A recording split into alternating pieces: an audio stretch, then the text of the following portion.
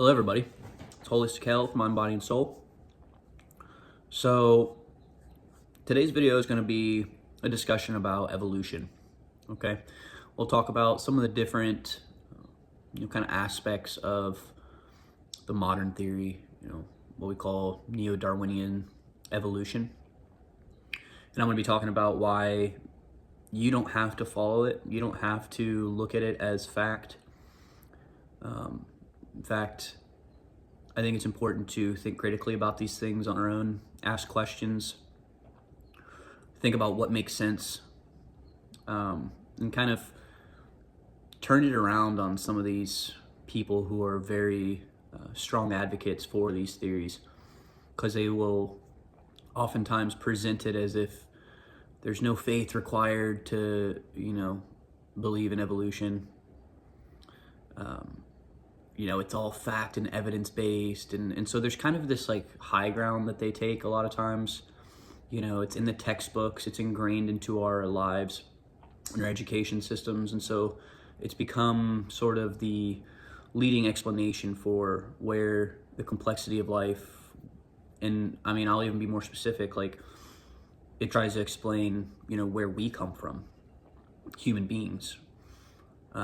And obviously not just human beings, but all life. It interconnects everything. We all have a common ancestor. If you go back far enough, eventually we all have a common ancestor. And, essentially that we all come back from single cell organisms millions of years ago. And I want to talk about this because, for a long time, I struggled with my faith. I struggled with believing in God and trying to make sense of how can there be a God, and how can science be right about all these things. And I got to a point eventually where I was like, you know what, I'll just try to accept both. I was agnostic for a long time, where I was like, I don't really know.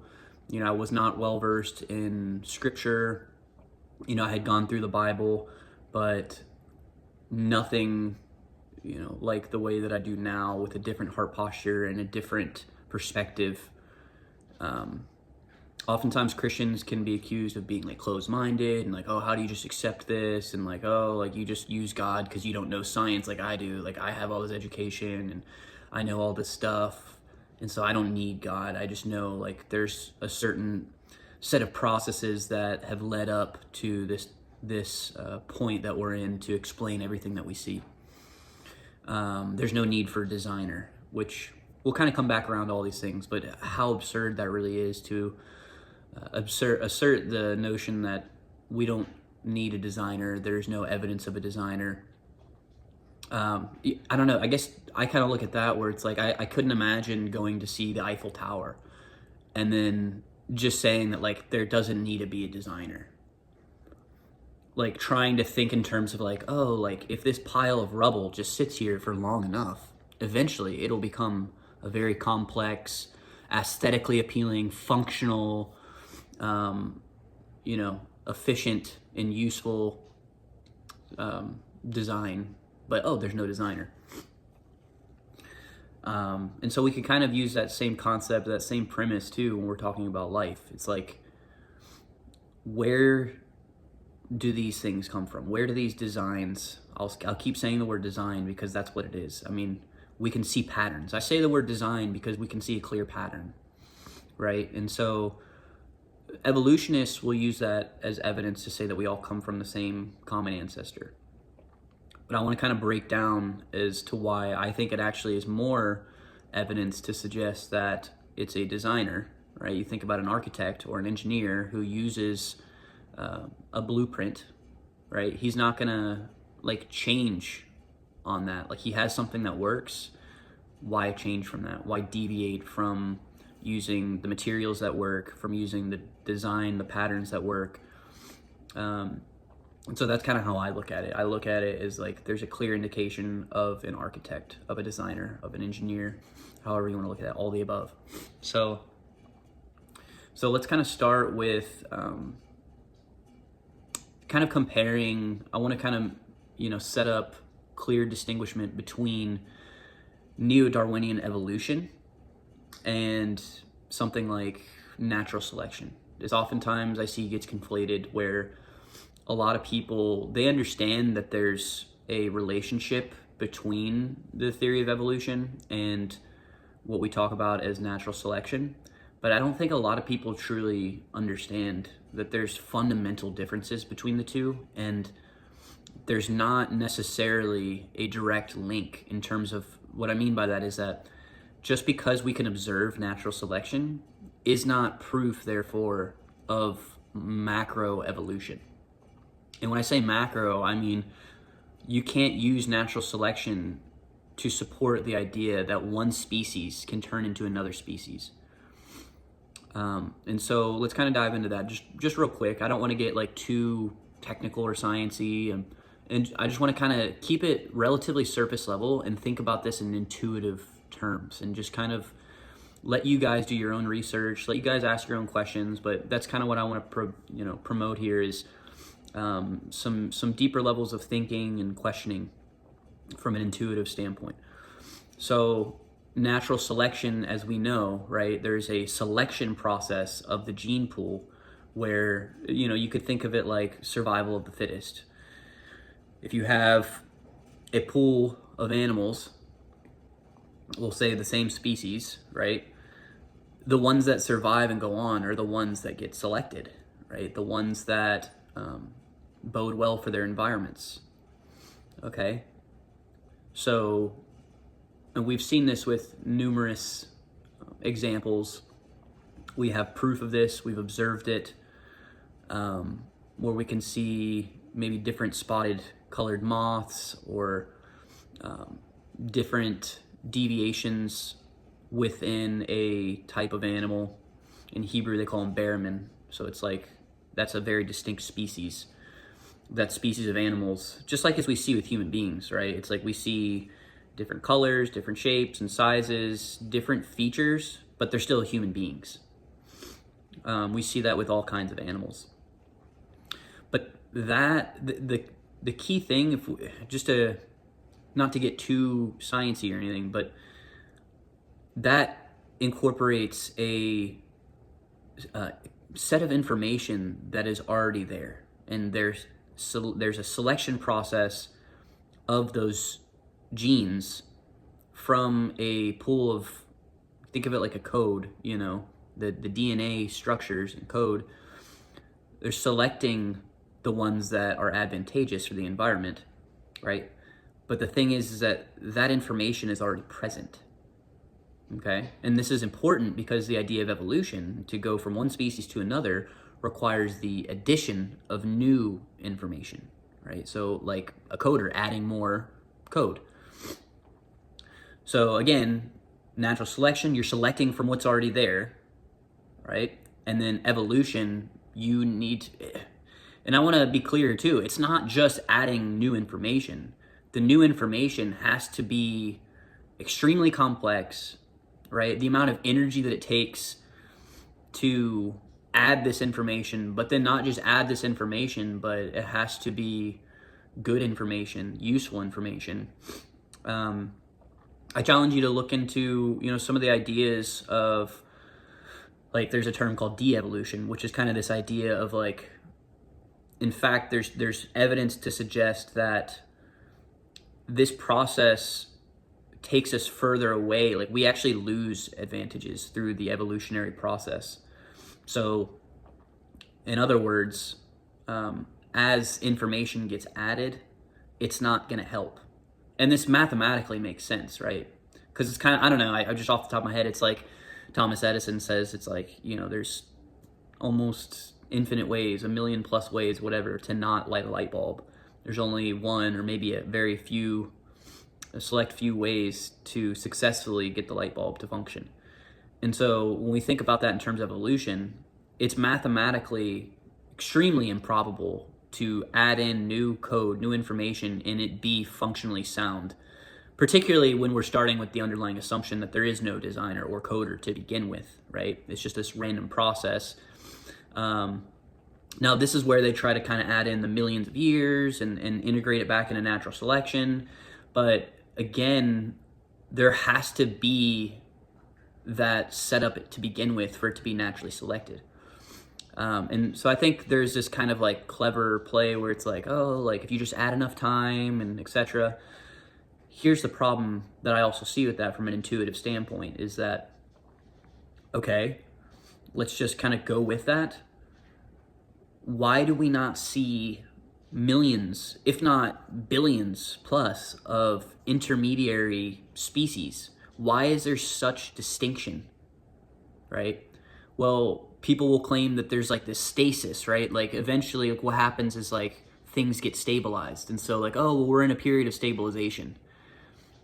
Okay, where's the evidence of that? Again, we should be able to look at the fossil records and see that even if now we're in this stabilized state of existence, there should be throughout history, with all the technology that we have and all this, archaeological findings, we should be finding a lot more intermediary fossil records than what we actually find, right? And I've noticed too, like the more digging that I do, I realize that there's a lot of like, basically like hoaxes that we've kind of leaned on as means to establish some of our ideas. And then they get disproven or debunked. And then it's like we never let go of that because we don't know what to replace it with. We see this in science all the time, right? Like science is always changing and growing because like ideas get kind of ratified. They get shut down, and then we don't know what to do. We don't know how to replace it. And so I think that sometimes it's better to take a step back and ask ourselves, like, instead of assuming that we're on the right path all the time, maybe we have the wrong notion to begin with. I mean, you can apply that too to the Christian narrative, the biblical narrative, and I think that's what scholars do in that space. Like even just asking the question, like, how reliable are the Gospels and the canons and etc. Like, yeah, like there's ways to verify, how credible sources are. There's ways to tell whether or not a certain piece of writing is a forgery, or if it fits into the historical narrative that it claims to be. And so like verifying that data is really important. But as far as Darwinian evolution, we obviously know it came from Darwin, and he came up with this idea that, oh, wait a second, like maybe we can take this natural selection and kind of go to the next level with it. And he postulated that all these animals, every being, every species that we see came from the same source. And then he used natural selection to back that. Now, obviously, there's a lot more into it than that. Like, I'm not going to pretend like Darwin didn't have a career and do a lot of research and such. The point that I'm making, though, is that like there's not sufficient evidence to back the claims that he made. Maybe in his mind, because I think the ego and the pride is like, I mean, we all want to be right. We all want to have some new novel idea that goes against the grain and like makes us feel high and mighty because we're the ones who figured it out. But I think oftentimes it's just wrong, and it's debased, and I think it fits well into our society and our culture because we live in a very anti-godly culture where a lot of people want to try to figure out things without God. And so evolutionary theory, so to speak, is the best that we have. And as far as I understand, like from listening to like top level scholars, neo-Darwinian evolution isn't even really like widely accepted these days. The problem is that it's, again, we don't know what to replace it with, right? And so like when we look at the textbooks and the school systems, like we're teaching these things because it gives us a sense of education. It gives us a sense of like, oh yeah, we know this stuff. But the more and more you really look into it, the more and more you realize it's like we've built this story and this narrative kind of out of our own arrogance and our own, like it's a self-fulfilling prophecy. We want to see what we want to see, and there's ways to do that. There's ways to, if you're not familiar with a lot of these nuances, it's hard to question these concepts. So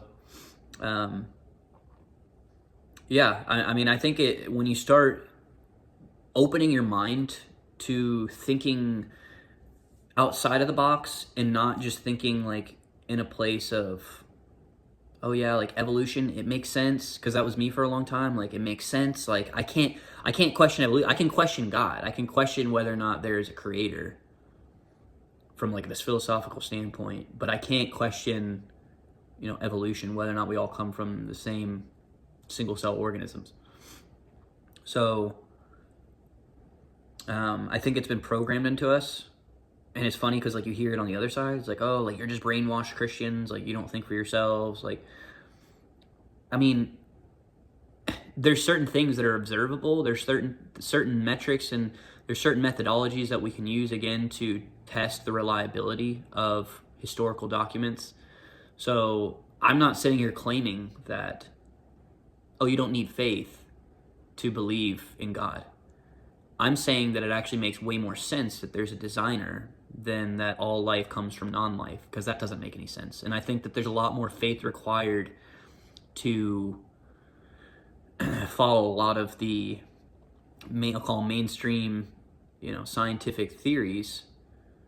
But it's like you get kudos points for like finding a way to kind of undercut God. And if you can do that, then it's like you get a golden star. Like, oh, you found a way to explain something without the need of God. But I mean, even looking at talking about the Big Bang and stuff like that, it's like, okay, so all this life and complexity came from a singularity. Like, that insinuates that it was already there. It was already there. It was just this contained energy that hadn't been released yet. So where did that energy come from? Where did that program come from? Where did all these things come from? Like, oh, survivability. It's like, okay, why does the universe care about survivability? Why does it care about anything? Right? Why is life and not non-life? That's a question that we have to ask. And the Christian story, I'll call it, right? The Bible explains all that. The only question you can have is like, oh, well, where did God come from? And I'm not saying that's a bad question. I think it's okay to ask those questions. But I, from a philosophical point, have come to a place where I see that it makes a lot more sense for an eternal creator than it does for just eternal complexities without the need for the designer. I believe the mind came first. I believe the mind came first because the mind can explain everything, whereas if there was no mind, then there's no way to explain everything. Does that mean that it's like, oh, I understand God's eternal nature? It's like, no, I don't think anybody does, right? That's why God is God. And that's another thing we have to come to terms with, is like, that's a very humbling aspect of our existence, is that we're not God and we don't understand. We're limited, right? We're created in God's image, but we don't have the same level, the same caliber of creative power or knowledge and understanding that God has. So understanding time, and on the greatest spectrum, I think a lot of it is relative, right? And so I think because of where we exist, we can't make claims outside of our own frame of reference. But we can humble ourselves to say that there is a mind who is on that level of perspective. And I think that explains Jesus very well too, like why Jesus is like this perfect balance of conviction and humility and grace and love and forgiveness and all these things, like, like way ahead of his time. That's the Holy Spirit, because the Holy Spirit has always been there. And that's why we have life to begin with and not non-life, is because there is a preference for life. There's a preference for love.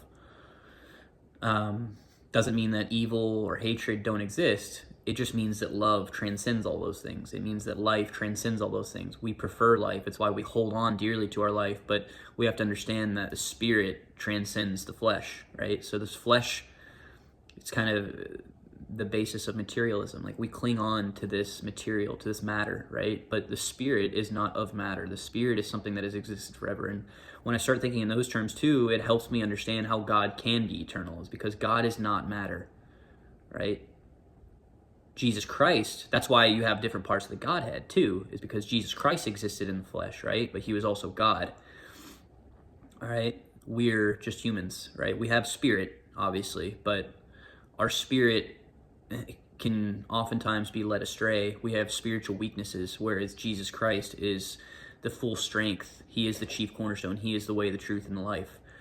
And that's why we need to depend on him. And that's what I believe, like, that's a good thing that God created it that way. He created it such that if we depend on him, then we will have life. You know, if we try to do things ourselves, it's like, okay, well then you can have that. You can have your own devices, but it's going to lead to destruction. So God wants us to depend on him because he knows that it's for our own good. It's just like a loving father, right? And a lot of us don't have that, but my point is that, like, switch your mindset to try to visualize what a good father actually is, right? That's God. That's Jesus Christ. And so with all that being said, I know I kind of got a little bit off topic there, but just want to challenge you guys to think about, really, like, do I know for sure that we came from primates, that we came from fish, that we came from single cell amoebas? Or, you know, is there something there that I'm missing? Or is there something there that's a little bit off? And, like, get into the details. Like I said, it's like natural selection. You have information that's already there. It's being selected from. That makes sense. It's observable. It's like gravity. You know, you can't question gravity. It is what it is. It's a fundamental rule. It's like 1 + 1 = 2. But jumping to another conclusion of, like, oh yeah, like, these species can go from one to another, it's actually a whole other requirement of adding in, right? And so this additive process, that's a creative process. And it's not just like slapping, you know, clay down. It's like, no, like, there has to be somebody there to mold the clay. So you're not just adding information. The information has to be organized and structured in a way that makes sense and that is useful. And there's multiple other arguments, but I'll kind of use that as the framework, just kind of a good starting place. If you guys have any questions or anything like that, if you guys want to just challenge me, if you think I'm stupid or whatever, I don't really care. I want to hear any kind of feedback, so leave a comment. If you like this kind of content, like the video, subscribe to the channel. You know, this channel focuses on, again, it's holistic mind, body, and soul, so holistic health. So it's a lot about, you know, working out and eating properly is kind of like my focus, taking care of our bodies, right? Doing thought experiments and doing daily activities and routines that exercise our minds and keep us healthy and fit and sharp. And then also understanding that the soul and our spirit is really at the base of all of that. We have to be tethered to God. We have to be tethered specifically to truth, right? God is truth, right? That's why I use that interchangeably. But we have to take care of our soul, and our spirit is what tethers us to the Father. So just some food for thought. Again, I know that not everybody is at the same place that I am, or I know that we all have different ideas, and so I don't want to disrespect anybody. I'm open to discussion. You know, to me, it's not just about one religion over the other. It's about truth, right? It's about truth, and it's about understanding, like, what is true and what is a lie. And when you can start finding the lies or the deceptions, because to me, like, a deception is a lie, like a half-truth is a lie, or like not being fully transparent and clear is a lie. Like, I think it's important to look at the full truth. And so, yeah, if you have any feedback or anything, I'm happy to hear it. Would love to engage with the community. At some point, I will be able to do, like, open debates and stuff like that. So you guys can come on and challenge me, and we can talk about this stuff. It's what I like to do. I'm not afraid of questions or challenges, guys. Like, so don't feel like, oh, like, you know, this guy is just trying to hide in this little sheltered place. Like, no, like, I probably heard most of what you guys will have to say because I've already sought it all out. And for the last, like, 15 years, like, I've probably, like I said, I've been atheist, agnostic. I've questioned and challenged everything from a philosophical place. Like I thought I was Buddhist for a while. Like I mean, I've gone through different places, you know, where it's just like, oh, the universe just is and blah, blah, whatever. It's like, okay, like now I'm at a point where it's like, I don't worship the creation. The universe is a creation. I don't worship the universe. I worship the creator, because the creator is the mind and the soul behind everything. And that's what is truly worthy of all the glory. So with that, praise Jesus. God bless you all. All right. Look forward to hearing from you.